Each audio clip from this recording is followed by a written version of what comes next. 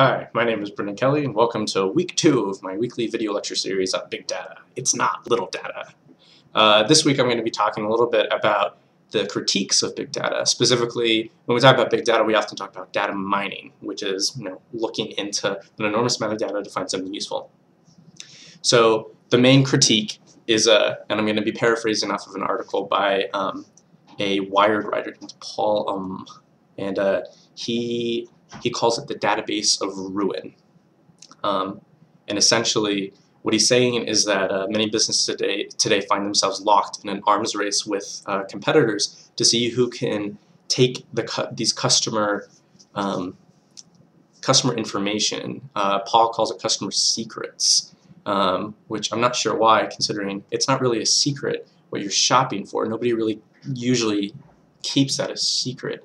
In any case, so we're trying to find this customer information, whether it be something you're shopping for, or something you're searching for, and using it to monetize it in some way, to turn it into a profit.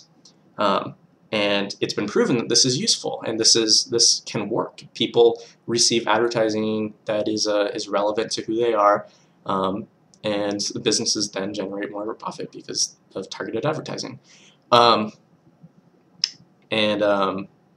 So we have these massive data stores that contain hundreds, if not thousands or tens of thousands of facts about every person who is relevant to that, and then these companies are combining these data stores, which will give the rise to a single massive database. And Paul calls this the database of ruin, and he calls it this because he assumes that this will ruin our lives. All right, so.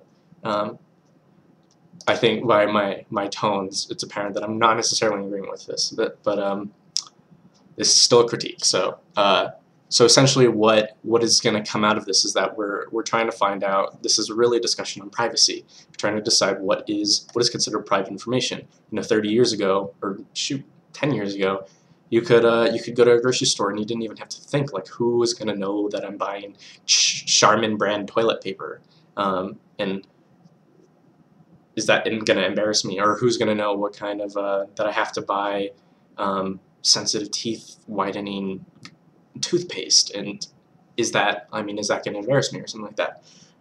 So of course there's a lot more cruel things that could happen. Those are some pretty bad examples, but it's something like that, where suppose you did buy something that you might want to keep confidential. 10 years ago you wouldn't have to care about anybody knowing apart from the shopping clerk. And then the funny thing is, now we have these automated checkout lines, and people think that by going through those, people actually feel safer going through those because they can buy anything they want and not have to see somebody judge them. And then the argument that Paul makes is that they still collect the information of what you're buying, and then you get automatically generated coupons sent to you in the mail, and for some reason that ruins your life because somebody knows something about you, when in fact nobody really knows.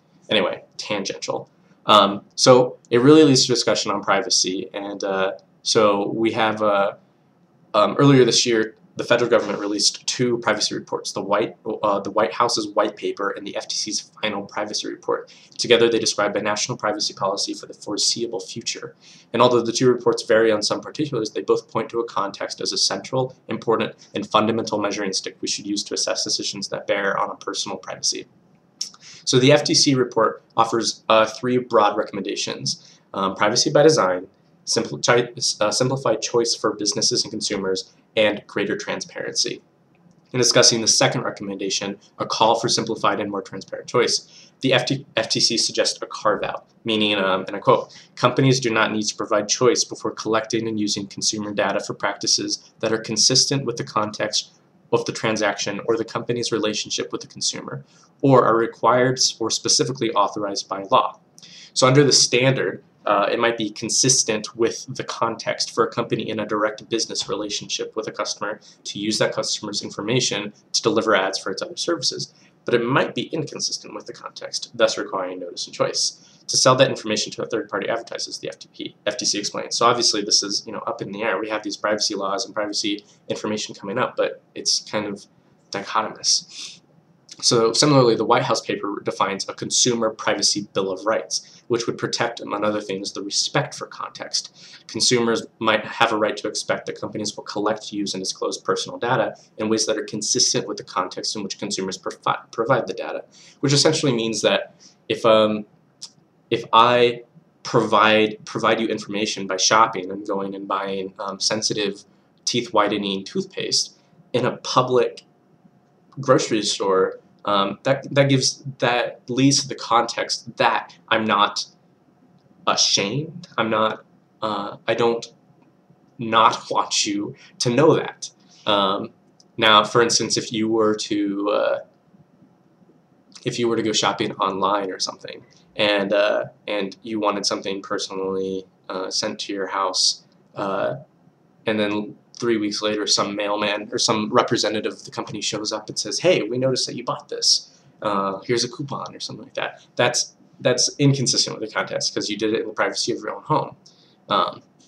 So these are just a couple examples of like some of the laws and legislation and discussion coming out of big data and data mining, and it's almost exclusively talking about a consumer relationship, a consumer business relationship.